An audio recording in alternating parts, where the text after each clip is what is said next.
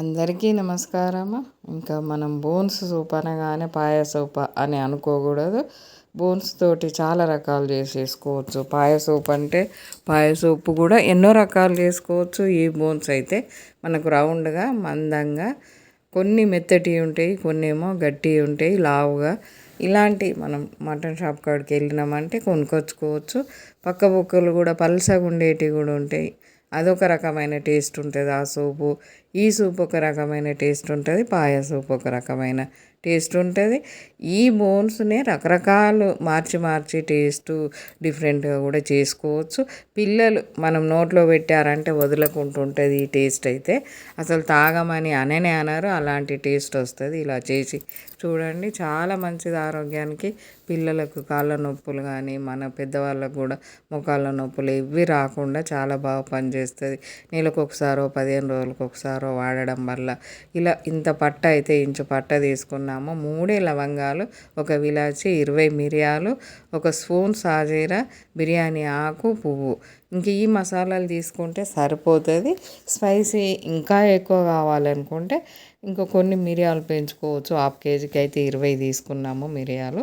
కొంచెం కారం కూడా వేసుకోవచ్చు ఇష్టాన్ని బట్టి, కానీ వేయకపోవడమే.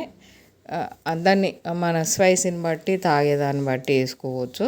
ఇలా కొంచెమే ఆయిల్ పడుతుంది. గరం మసాలాలన్నీ వేసేసి అవి వేగిన తర్వాత ఒక ఉల్లిపాయ వేయాలి. ఉల్లిపాయ కొంచెం వేగిన తర్వాత కొంచెం పసుపు, అల్లం వేసేసుకొని కొంచెమే అల్లం పడుతుంది.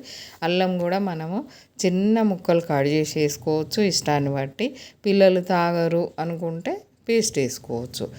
కానీ ఎక్కువ మటన్ వండినట్టు ఎక్కువ పట్టదు వీటికి.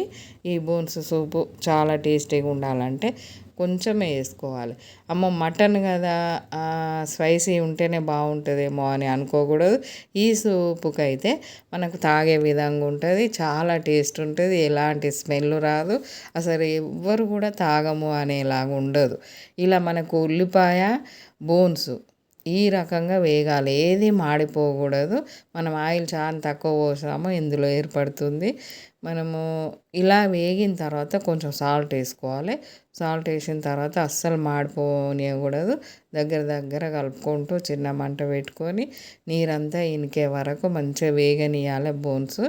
ఇంకా ఇందులో వేగిందే ఇంకా మనకు ఇక తర్వాత సూపు మసలడమే మనకి ఎంతసేపు అయినా కానీ.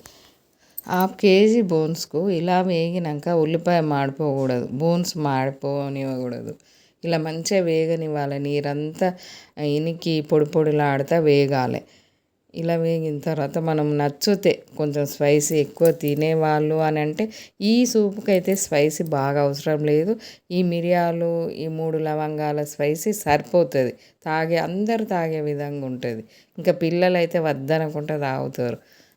అరకిలో బోన్స్కు మనము 1.5 లీటర్ వాటర్ పోసుకోవచ్చు. ఇంకా వాటర్ పోసిన తర్వాత మంచిగా కలిపేసి విజిల్ పెట్టేసేయాలి.